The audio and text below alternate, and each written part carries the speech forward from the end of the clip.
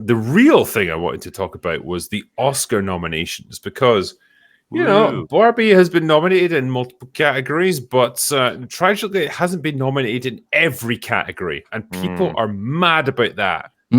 Because Barbie should have been nominated for every Oscar, even the ones which were completely inapplicable to it, like, best documentary and stuff. And unless that happens, everyone's mad, apparently. But 8 nominations?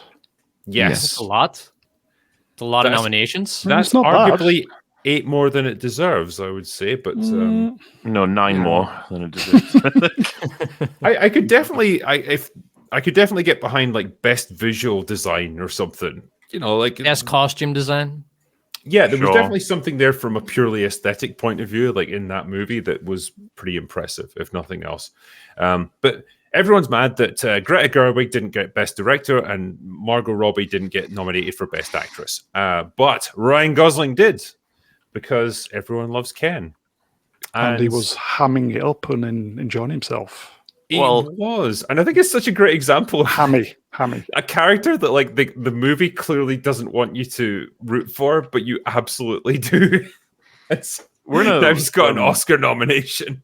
We're in a weird place where like they're all there's those people who are really annoyed by the announcement, but I was just sitting there being like, well, yeah, when the movie came out, that's like the only thing that everyone agreed on was that Ryan Gosling's Cad was actually like fun, awesome, interesting, and charming. It was his charisma that like the movie mined to its best like possibility, and the idea that he gets an Oscar for is like, well, I don't know that I would give it to him over every other the person in the category, but at the same time, it's like, this makes sense. What do you mean?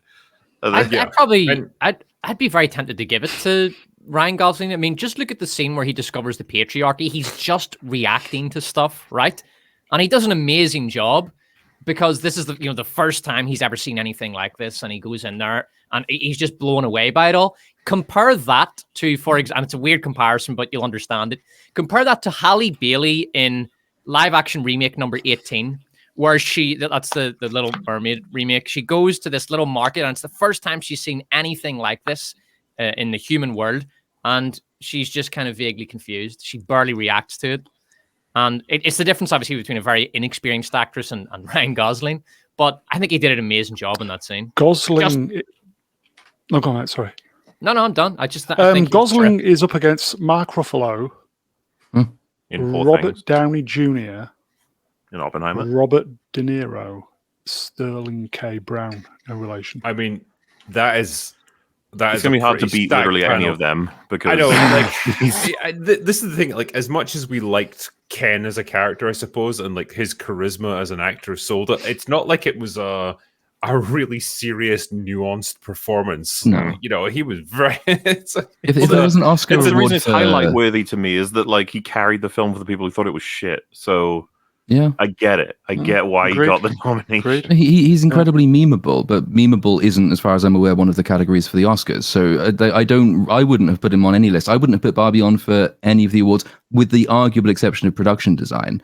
But the laughable thing is that its supposed snub, even though it's got nominated for 8 awards, and both Gerwig and Margot Robbie have been nominated for separate individual awards, the complaints about sexism because Ken is the one who's nominated individually for his character work is, I think, a little bit silly, because the only reason Barbie has got 8 nominations is because it's a female-led film that made $1 billion.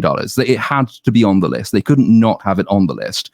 But because it has no actual artistic merits in there at all, the committee basically just said, where can we put people? Fuck it. Ken can go for supporting actor. Gerwig can go for something. We'll just give them whatever we can find space for. So I don't think it's a particularly calculated snub. It's more the case that it's been elevated way above its station to be in the Oscars contention to begin with.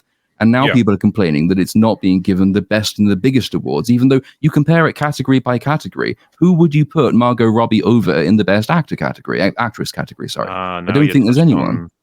The thing that people should start forcing. I've seen a couple like takes about this, and it's just so true. It's like, don't tell me she deserves it. Tell me who doesn't. Yeah.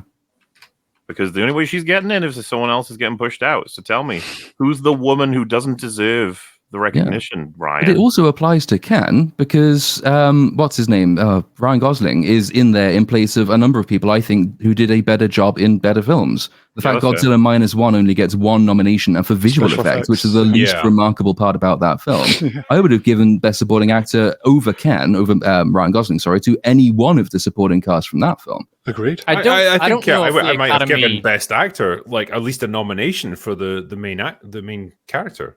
I don't know how much the Academy could have awarded that, because foreign countries only get to select one movie to submit to the Oscars, and Japan had their pick by the time the whole Godzilla -1 phenomenon happened, so they didn't pick that movie. So that's the reason it's not for Best Picture. I don't know if that applies to other categories though. Also, I don't know if I would say it's its least remarkable aspect is the visual effects. Out of all the film, like things that consider with filmmaking for -1, like I don't know, the I saw most people discussing the incredible effects considering its origins. Was it about 27 people who did all the special effects? Yeah. 35. Yeah. But that's the qualifier for that category, because what makes the special effects remarkable in Godzilla -1 isn't that they look incredible, it's how good they look considering how little money was spent on them. So I guess it depends on what the criteria for awarding that is. My point about it being the least remarkable aspect, I probably should have said is the least important aspect of that film. I'm not sure I agree with that either, because it is Godzilla. It's complicated. I don't know. This is where you get into the realms of like, do we judge it in absolute terms, or do we judge it in relation to the resources they had at their disposal? Yeah, and that's a tricky one, because it's like, well, what is your judging criteria? Because it's almost like you need a category for like movie that did the most with the least, or something like it's a $13.13 million masterpiece. It's just, I mean, I haven't seen it, but that's a bold statement. To make any movie that is theater releasable for $13 million, like that's a major achievement.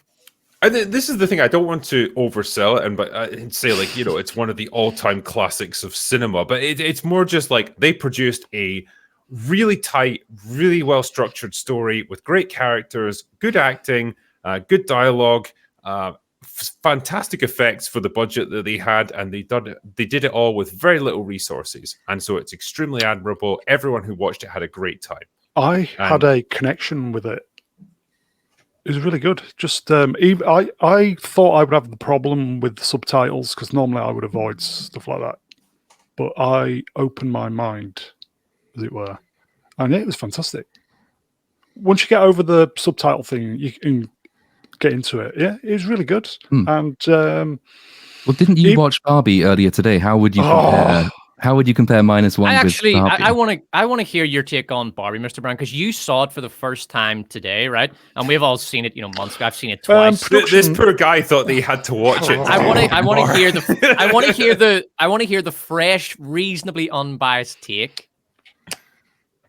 I kind of get the feeling there's a lot of we're women and we've got it tough and we are going to hate you, but really we're all in this together, and we can't be tribal about nature, as it were, because we're all in this together. We can't just.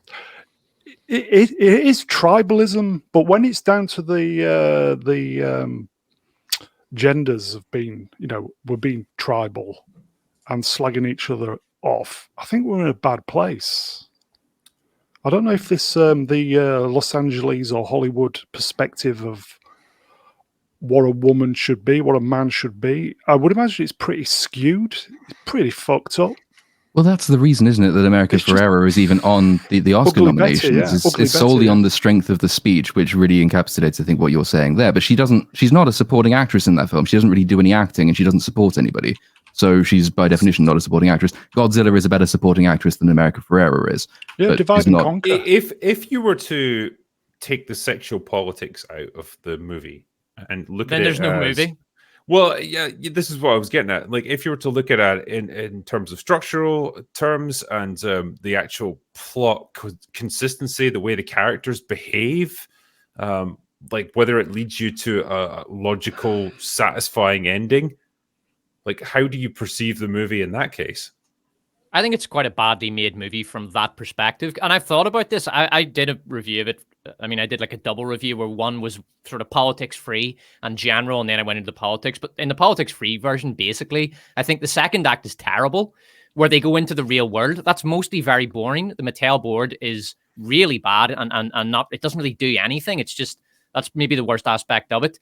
She tries to use the old lady. Greta Gerwig tries to use the old lady, the woman who invented Barbie, as a kind of surrogate mother, which births Barbie into the real world, and it doesn't work. Barmaid from Cheers. She tries to do a setup and payoff, and the payoff is at the end where she shows up. But I think that very emotional scene where Barbie sort of has a self-realization and she becomes a human, that really should have been with Ken. The build-up was all there, and that would have been quite a good ending if she realized what she had done to Ken and how horrible the matriarchy was. That would have made it quite a good film, I think. Still would have had problems, but from a technical standpoint, it's a very unbalanced movie. There's some very bad pacing there. There's some terrible characters, like specifically the Mattel board, and the ending is awful. That scene where Barbie and the old lady are talking is extremely boring and very hammy. At the end, she just throws in the sentimental music and the Polaroid photos, and she's just throwing everything at the screen to try to get the viewer to emote. And it's very hammy directing. So I would say from a technical perspective, there are things wrong with it, like seriously wrong with it. It's not a good film.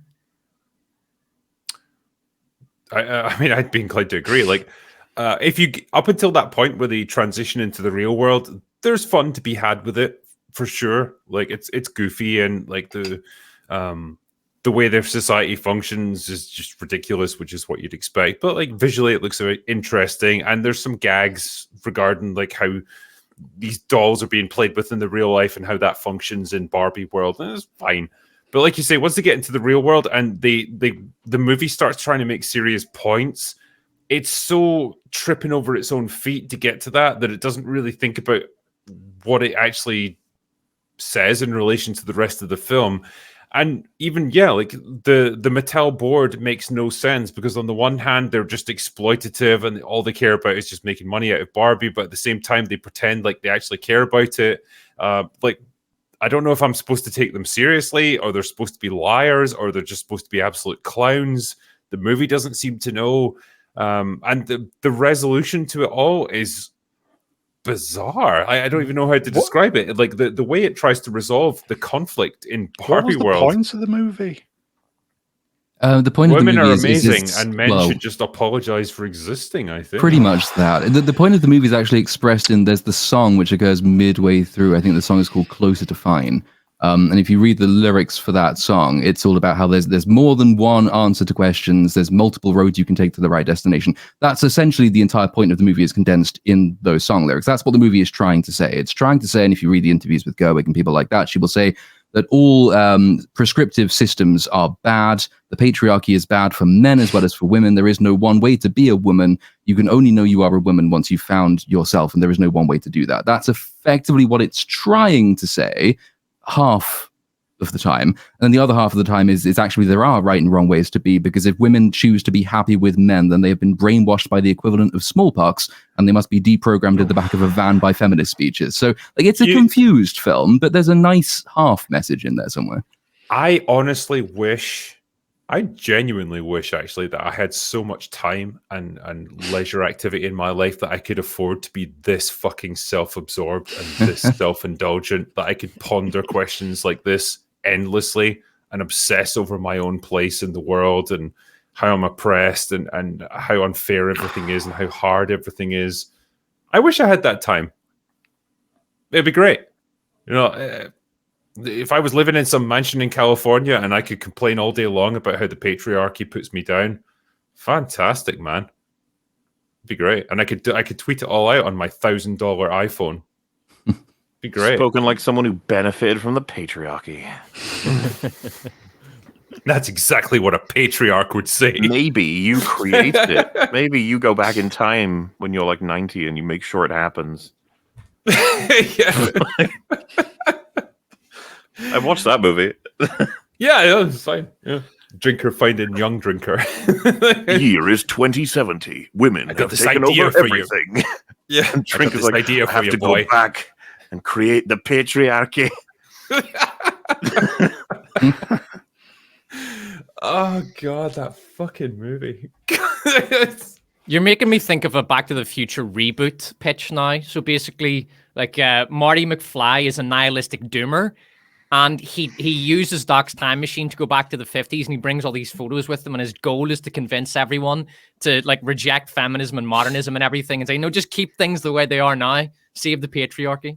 The way the 50s are portrayed in Back to the Future, I honestly think people would go back there and just be like, you know what, I don't want to go back home. I'm just going to stay here. Nice. This is great.